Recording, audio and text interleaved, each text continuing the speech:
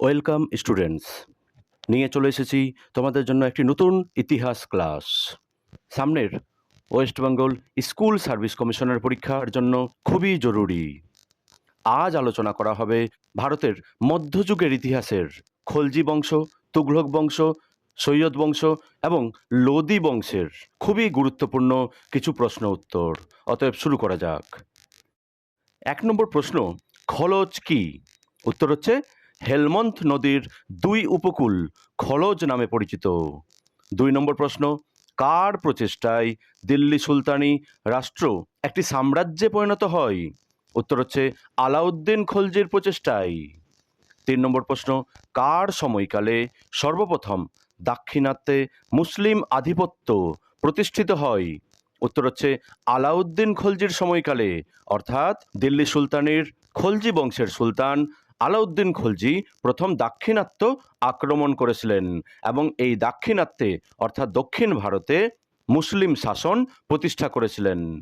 4 নম্বর প্রশ্ন, আলী গুরুসাম্প এর পরবর্তী নাম কি ছিল?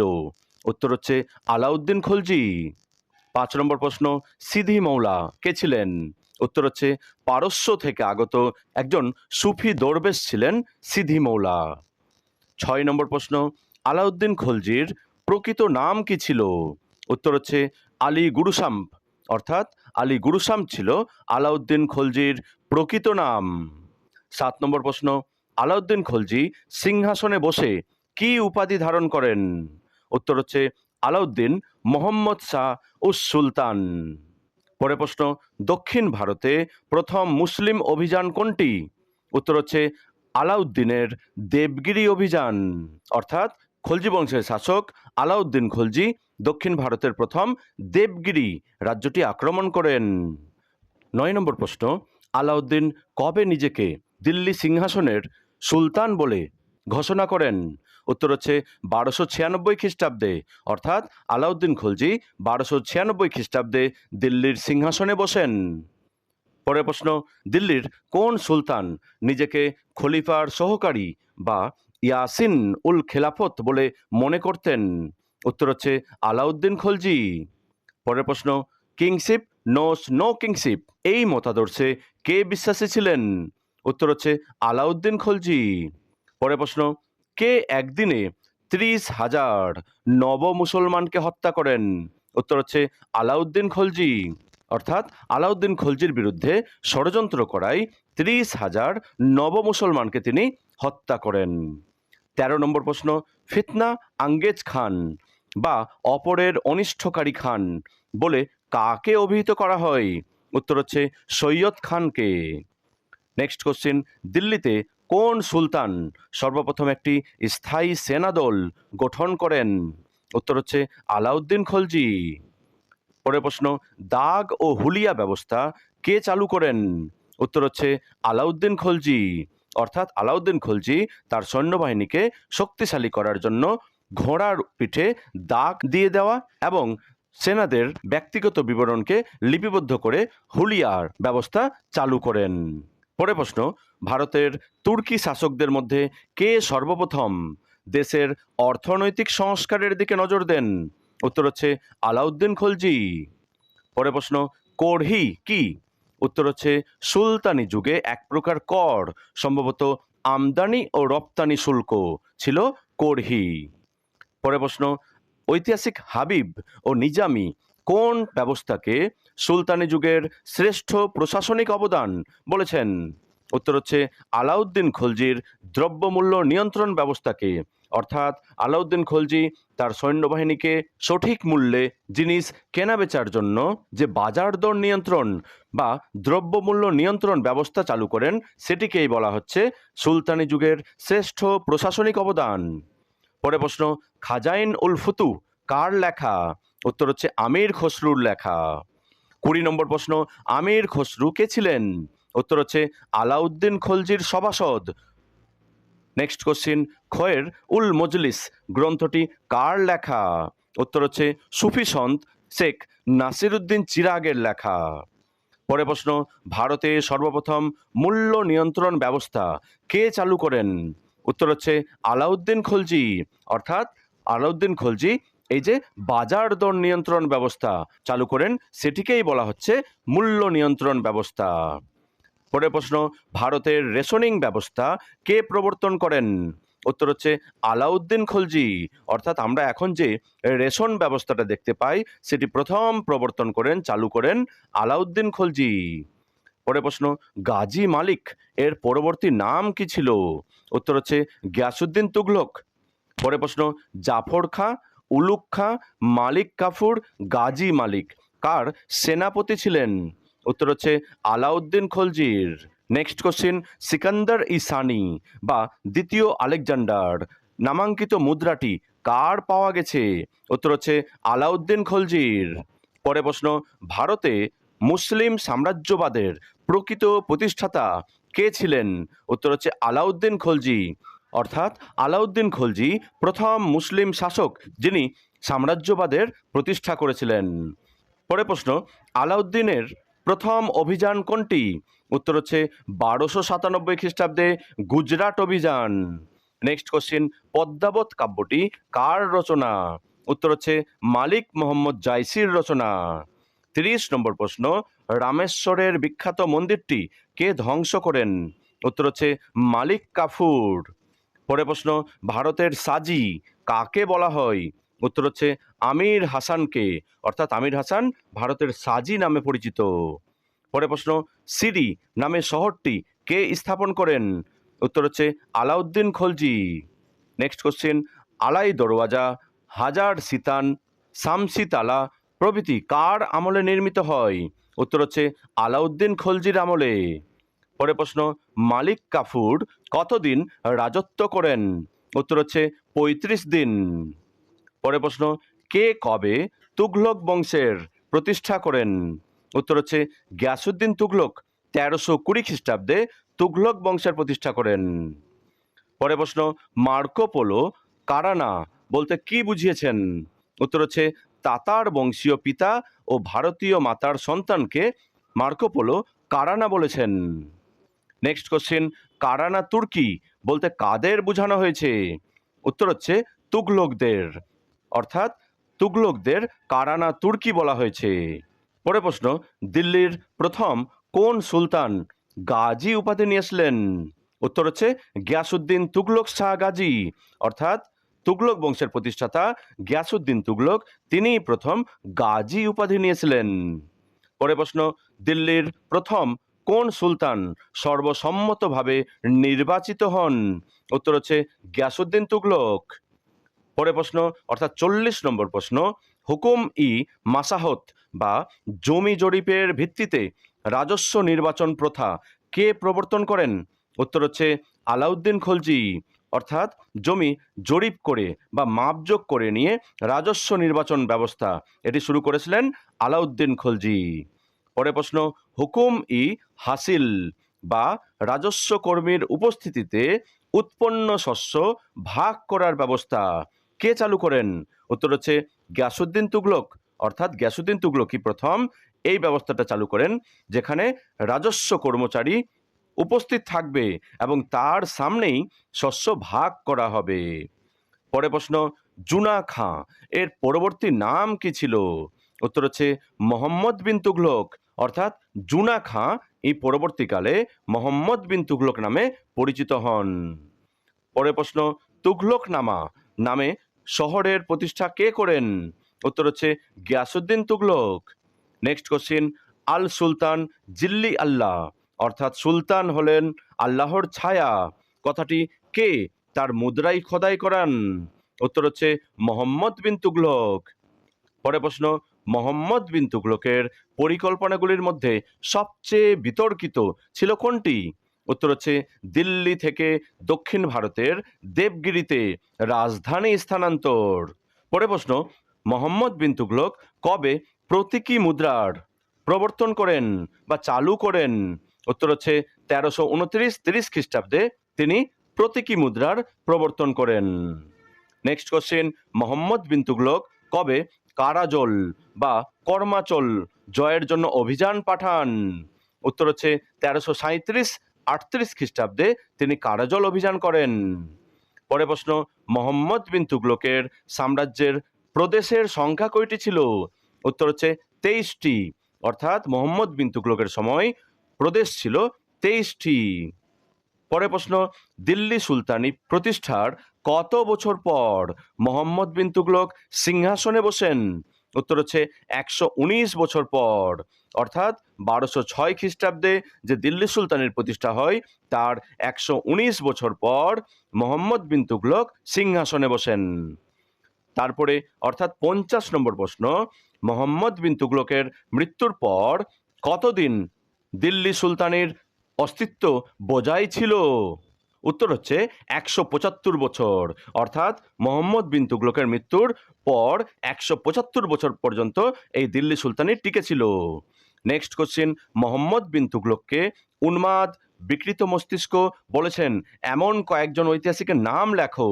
উত্তর হচ্ছে ঐতিহাসিক এনফিলিস্টন, ঐতিহাসিক ডক্টর স্মিথ, ঐতিহাসিক উইলসি হেগ, ঐতিহাসিক হ্যাভেল, ঐতিহাসিক এডওয়ার্ড টমাস প্রমুখ। ইনারা মোহাম্মদ বিন তুগলককে উন্মাদ, বিকৃত মস্তিষ্ক বলেছেন। পরের প্রশ্ন, দিল্লির সুলতানদের মধ্যে কে সর্বপ্রথম এশিয়া ও আফ্রিকার বিভিন্ন দেশের সঙ্গে সাংস্কৃতিক সম্পর্ক গড়ে তোলেন? উত্তর হচ্ছে মোহাম্মদ বিন তুগলক। পরের প্রশ্ন, মোহাম্মদ বিন তুগলককে পরস্পর বিরোধী গুণের সংমিশ্রণ বলে কারা অভিহিত করেছেন? উত্তর হচ্ছে ঐতিহাসিক ডক্টর স্মিথ, ঐতিহাসিক এনফিলিস্টন প্রমুখ। ইনারা মোহাম্মদ বিন তুগলককে পরস্পর বিরোধী গুণের সংমিশ্রণ বলেছেন। নেক্সট কোশ্চেন, মোহাম্মদ বিন তুগলকের মৃত্যু কবে হয়? উত্তর হচ্ছে 1351 খ্রিস্টাব্দে। পরের প্রশ্ন, 24 রকমের আবুয়াব বা অবৈধ কর কে বাতিল করেন? উত্তর হচ্ছে ফিরোজ শাহ তুগলক। নেক্সট কোশ্চেন, দিল্লির সুলতানদের মধ্যে প্রথম কোন সুলতান অমুসলমানদের উপর আলাদা করে জিজিয়া কর ধার্য করেন? উত্তর হচ্ছে ফিরোজ শাহ তুগলক। নেক্সট কোশ্চেন, সর্বপ্রথম কোন সুলতান কৃষিকার্যের উন্নতির উদ্দেশ্যে খাল খননের নীতি গ্রহণ করেন? উত্তর হচ্ছে গিয়াসউদ্দিন তুগলক। পরের প্রশ্ন, ফিরোজ শাহ তুগলকের সময় মানুষ ও পশুর জন্য খাদ্য সামগ্রী তৈরি হতো কোন কারখানায়? উত্তর হচ্ছে রতিবি। অর্থাৎ মানুষ ও পশুর জন্য খাদ্য সামগ্রী তৈরির কারখানাকে বলা হতো রতিবি।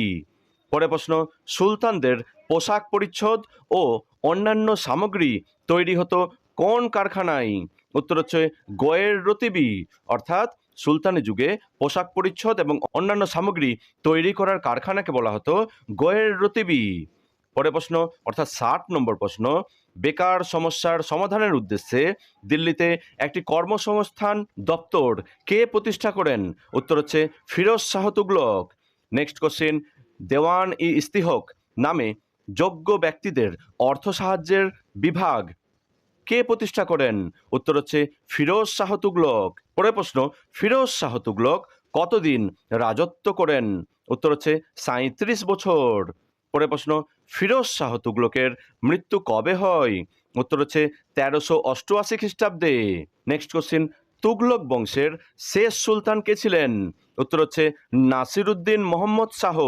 অর্থাৎ নাসিরুদ্দিন মোহাম্মদ শাহ ছিলেন তুগলক বংশের শেষ সুলতান। পরের প্রশ্ন, তৈমুর লং কবে ভারত আক্রমণ করেন?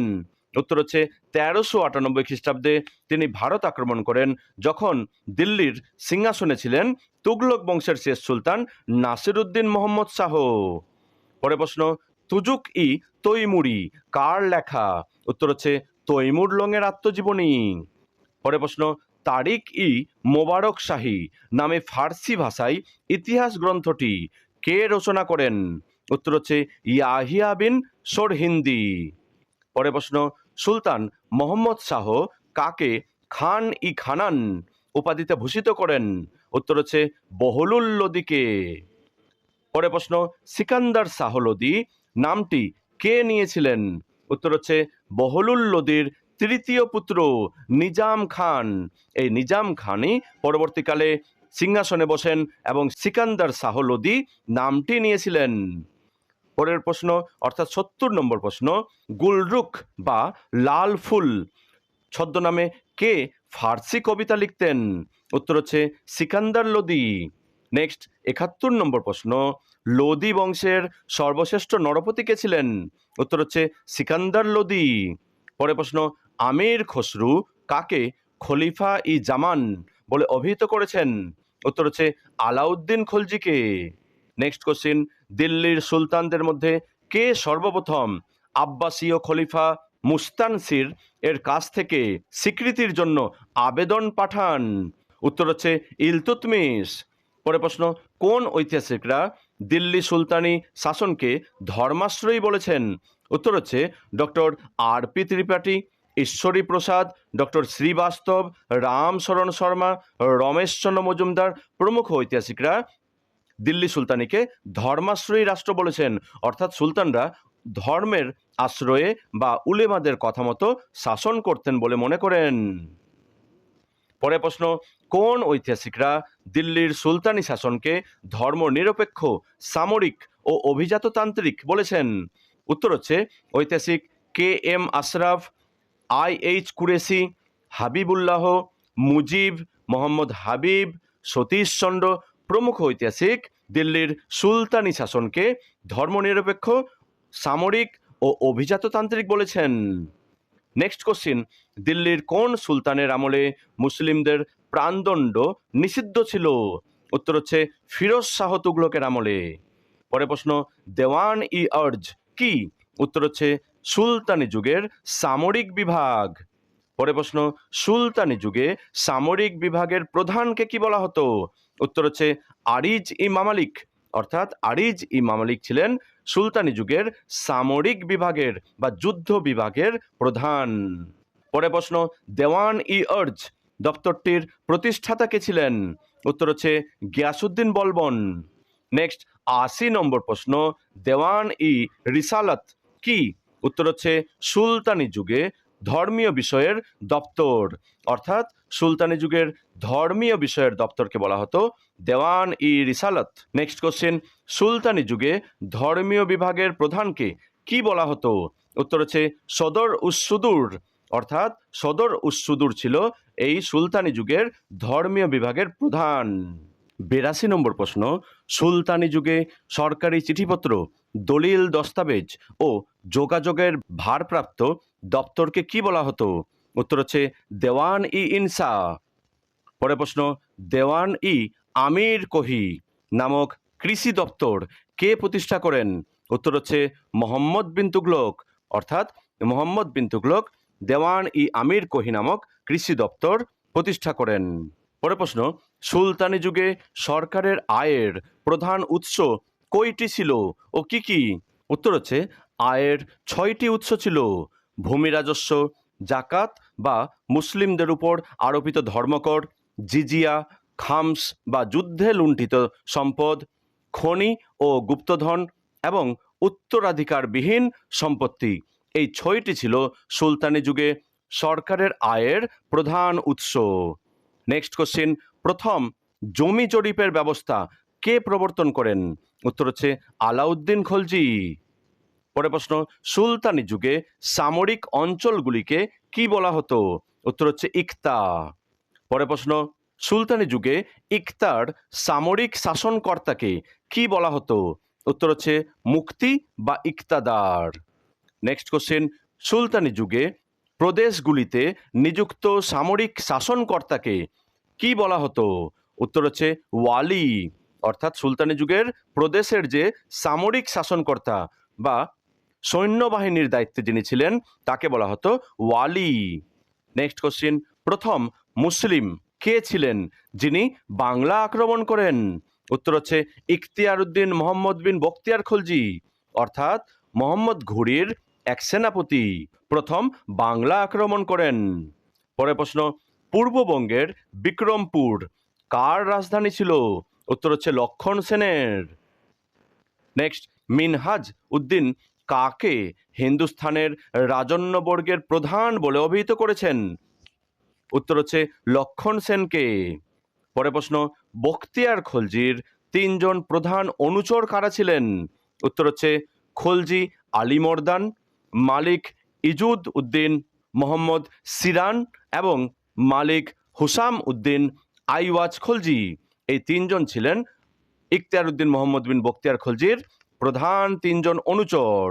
পরে প্রশ্ন, বাংলার মুসলিম শাসকদের মধ্যে কে প্রথম সুলতান উপাধি নেন? উত্তর হচ্ছে আলী মর্দান। নেক্সট, ভারতীয় সুলতানদের মধ্যে কে সর্বপ্রথম বাগদাদের খলিফা ওল নাসিরুদ্দিন ইলাহির কাছ থেকে স্বীকৃতি আদায় করেন? উত্তর হচ্ছে গিয়াসুদ্দিন আইওয়াজ খলজি। 1221 খ্রিস্টাব্দে তিনি প্রথম বাগদাদের খলিফার কাছ থেকে স্বীকৃতি আদায় করেন। নেক্সট, গৌহাটিতে অহোম রাজ্যের প্রতিষ্ঠা কে করেন?